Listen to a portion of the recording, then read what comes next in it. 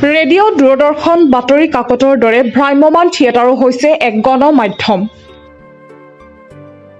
নাটকৰ জৰিয়তে এখন সমাজ সুস্থ আৰু প্ৰগতিশীল কৰাৰ প্ৰয়াস কৰে এগৰাকী নাট্যকাৰে। তাৰে প্ৰতিফলন দেখিবলৈ পোৱা গ'ল জনপ্ৰিয় নাট্যকাৰ, পৰিচালক তথা সুদক্ষ অভিনেতা চম্পক শৰ্মাৰ ৰচিত নাটক ঘাট।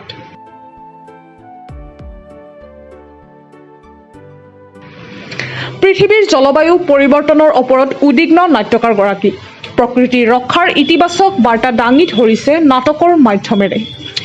গছ কাটিব নালাগে, গছ ৰুবহে লাগে, তাৰে আহ্বান জীৱশ্ৰেষ্ঠ মানৱ সমাজলৈ। সন্দেহৰ বাবে একোখন ঘৰ সংসাৰ কেনেকৈ ধ্বংস হৈ যাব পাৰে ইয়াকো দেখুৱাবলৈ প্ৰয়াস কৰিছে নাট্যৰূপত।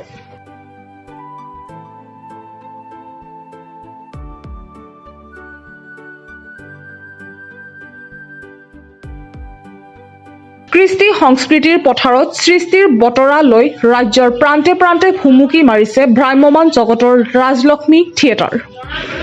অসম জাৰ্নেলিষ্ট এণ্ড ই-মিডিয়া ফাৰ্মে ৰাজলক্ষ্মী থিয়েটাৰৰ মঞ্চতে সম্বৰ্ধনা জ্ঞাপন কৰে বিশিষ্ট নাট্যকাৰ তথা অভিনেতাগৰাকীক।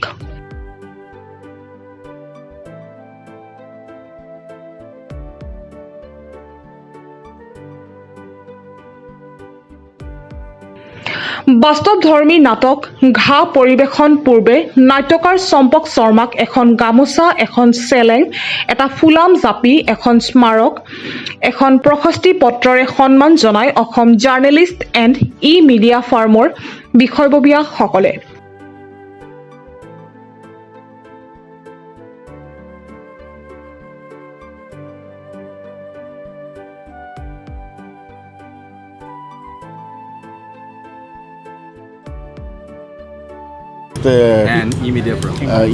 ই-মিডিয়া ফৰামেও মোক আজি সম্বৰ্ধনা জনালে। গতিকে তেখেতসকললৈ মোৰ ফালৰ পৰা বহুত বহুত শুভেচ্ছা থাকিল। তেখেতসকলৰ উদ্দেশ্য সফল হওক, ভৱিষ্যতে আৰু সুন্দৰ তেখেতসকলে কাম কাজ কৰি যাওক। গতিকে দুয়োটা সংগঠনলৈকে মোৰ ফালৰ পৰা বহুত বহুত ধন্যবাদ। এখন মোৰ মানে মনৰ ভাল লগা এখন নাটক। নাটকখন আচলতে কি মই অকল মনোৰঞ্জনৰ কাৰণে লিখা নাই, ইয়াত দুটামান সুন্দৰ মেছেজ গৈছোঁ। আমাৰ জলবায়ুৰ যি পৰিৱৰ্তন ইয়াৰ কাৰণে প্ৰায় তাৰ এটা কাৰণ হৈছে আমাৰ প্ৰকৃতি গছ গছনি বহু জেগাত ধ্বংস হৈ আছে, যাৰ কাৰণে অসমত জলবায়ুৰ পৰিৱৰ্তন লাহে লাহে ধৰা পৰা হৈছে। এইটো এটা ডাঙৰ মেছেজ আকাৰে ঘা নাটকখন দিছে যে আমি গছ ৰুব লাগে। উৎসৱ পাৰ্বণ সকলোতে প্ৰত্যেককে আমি এলাৰ্ট কৰিব লাগে যে বেলেগ এখন নকৰিলে অন্তত গছ পুলি এটা ৰুবলৈ তেওঁলোকে প্ৰয়াস কৰে, অভ্যাস কৰে।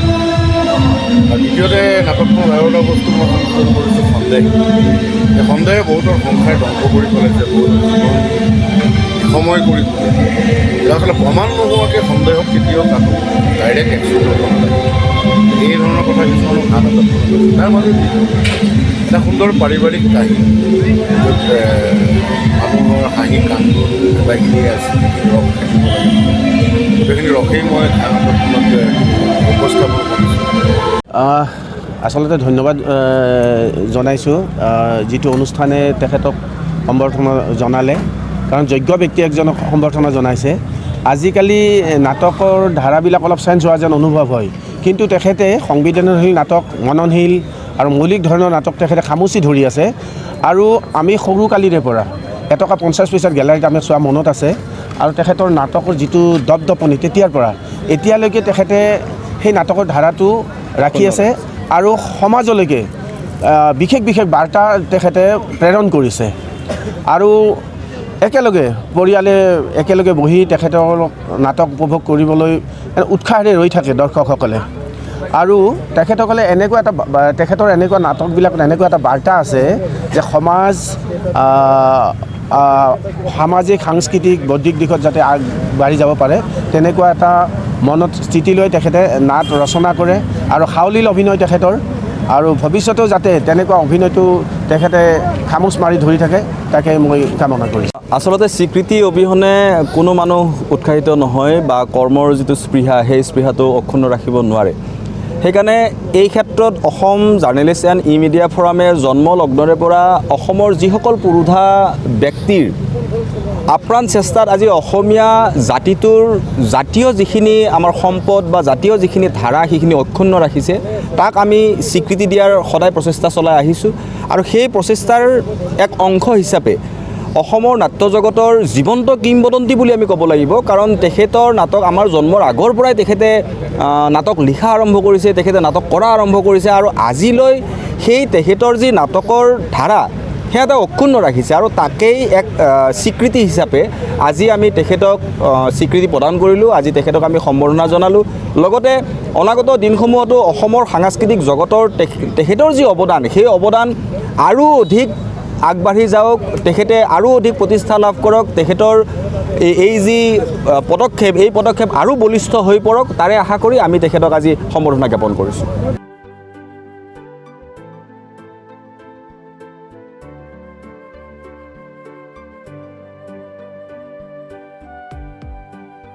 News desk report প্ৰটোটাইম digital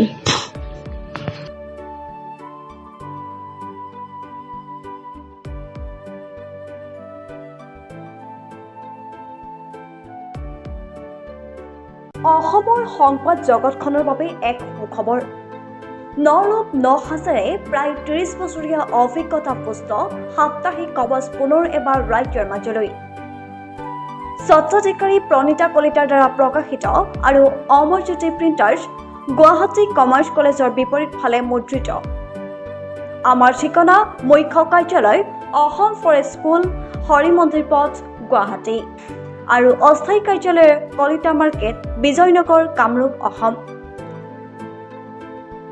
mobile নং 9435114666 আৰু 7024722813 মেইল আইডি probhatiahom@gmail.com